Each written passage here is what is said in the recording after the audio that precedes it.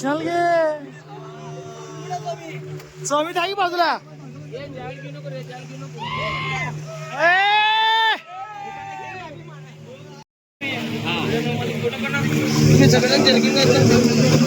अभी हमारा आम्ही एकटा आहे कोण दोघ आहे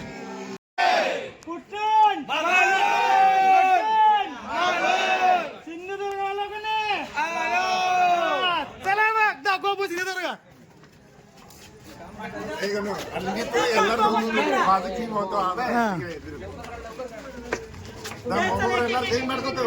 अरे भर ನೀವು ಬರ್ರಿ चला चला चला सिंधुदुर्गला जय माझा कार्ड बे अरे हाय स्वामी ओ या स्वामी बघा स्वामी दिसतंय का स्वामी आमचं चल चल चल घे घेतल्या घेतल्या चला चला ना 2 मिनिटं हा नाही त्याला ना स्टार्टिंग नेण्यात आली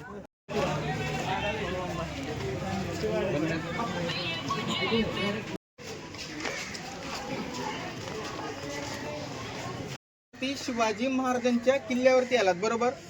प्रत्येक ठिकाणी दुकानं आहेत, त्याचबरोबर कचरा कोंड्या पण आहेत. काही घेतलं की रिकाम झालेला कचरा कोंडीत टाकायचा, बाहेर टाकायचा नाही. बहुतेक पर्यटक येतात बाहेर टाकतात म्हणून तुम्हाला सूचना दिली. या ठिकाणी या किल्ल्याचं नाव आहे सिंधुदुर्ग. सिंधू म्हणजे समुद्र, दुर्ग म्हणजे जे किल्ले पाण्यात असतात त्यांना आपण दुर्ग म्हणतो. 4 वाटेला पाणी, 3 वाटेला पाणी, त्याला दुर्ग म्हणतो. असं किल्ल्याला जोडून शिवाजी महाराजांनी स्वतःहून नाव दिलं सिंधुदुर्ग म्हणून.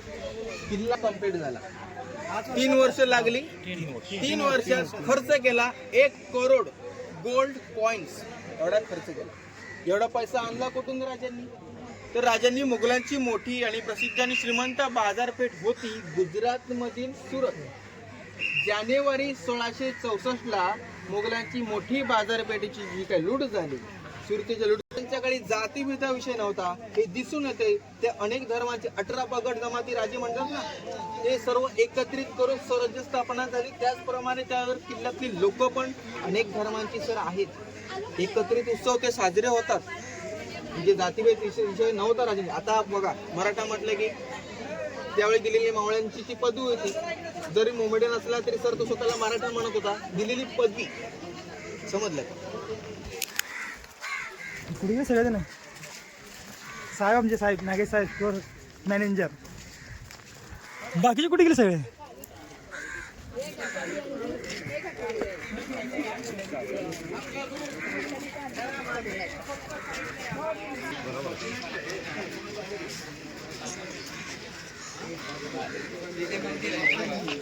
शिवाजी महाराज लावलेला मागचा वड आहे.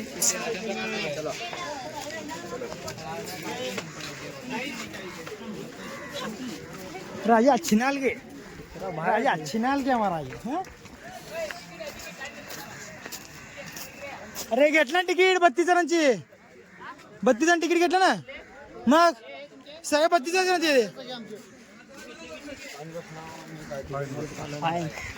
कोण संपलेला काय मला तिथपासून इथपर्यंतचा भाग तो कोल्हापूरच्या शाहू महाराजांनी बांधला होता. सन 1906 त्यावेळी या बांधकामाला खर्च किती आला असेल तर त्यावेळी 3850 रुपये. गाभारा 1695 मध्ये जो राजाराम महाराजांनी बांधला. महाराज की जय.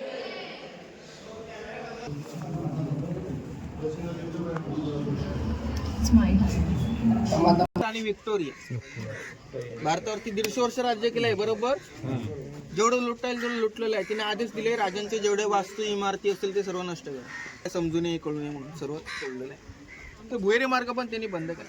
आणि बंद केल्यानंतर कुठल्याच गव्हर्नमेंटने स्वातंत्र्यानंतर तो मार्ग कधी रिकन्स्ट्रक्शन डागडुजी असल्या काही गोष्टी केल्याच नाही, लक्षच दिला नाही.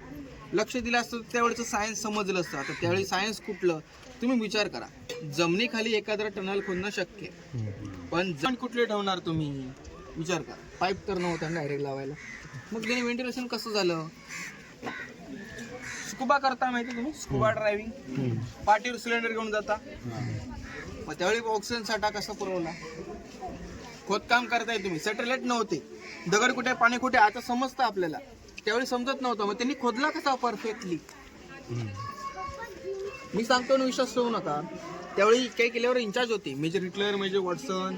किल्ले आपलं कसं त्यावेळी ब्रिटिशांच्या काळात एक पद्धत होती, दिवसाचा जो रिपोर्ट आहे तो लिहून केला की अंडर वॉटर टनल आम्ही क्लोज करतोय, कारण मराठा वॉरियर कधी अटॅक करतायत. म्हणून ते सिद्ध होते. भुयारी मार्ग होता आणि राजांच्या प्रत्येक किल्ल्यांवरती भेट द्या, भुयारी मार्ग भेटणार, महादेवाचं मंदिर भेटणार, भावनी मातेचं मंदिर भेटणार, पाण्याचे साठे भेटणार, तलाव. घेतला भुयारी मार्ग आहे. आणि तो कुठे तुला एक गाव आहे 8 किलोमीटर लांबीला इथनं, कांदळगाव ओझर म्हणून गाव आहे, तिथं मार्ग बाहेर पडतो. तिथे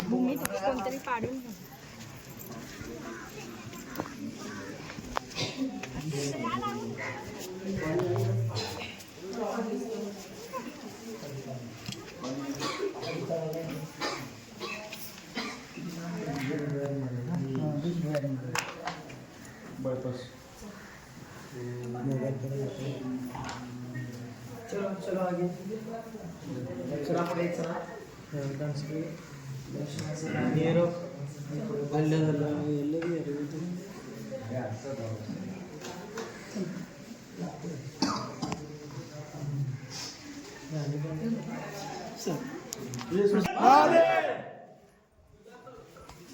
चला आपलं एकच नाही.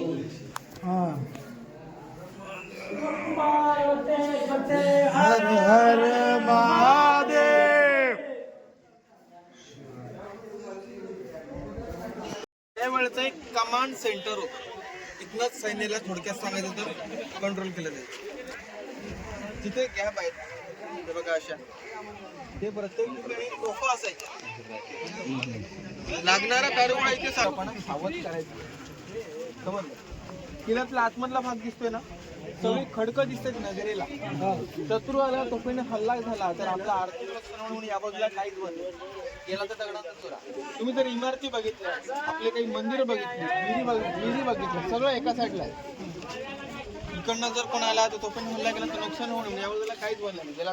गेला राजे जे तुम्ही काय स्वराज्याची स्थापना केली, ज्या सर्वांना एकत्रित करून तुम्ही चाललात आणि ज्या ज्या मोहिमा केलात, सर्व मोहिम्या राजांनी जातेवेळी पहिलं पाऊल उचललं घोड्यावर चढताना डावं पाऊल, म्हणून राजांचा डाव्या पायाचा ठसा इनाम म्हणून मागून घेतला.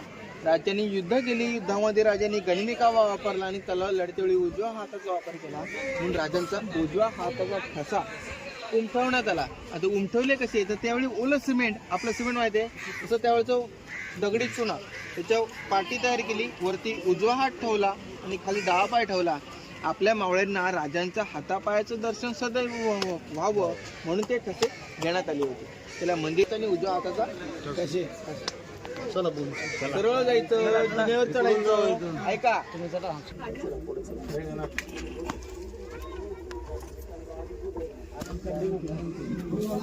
महाराज की जय.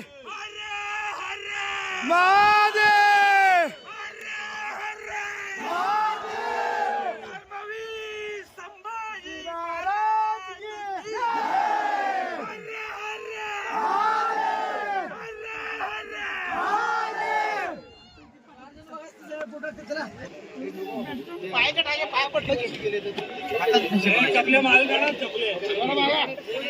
सर दोन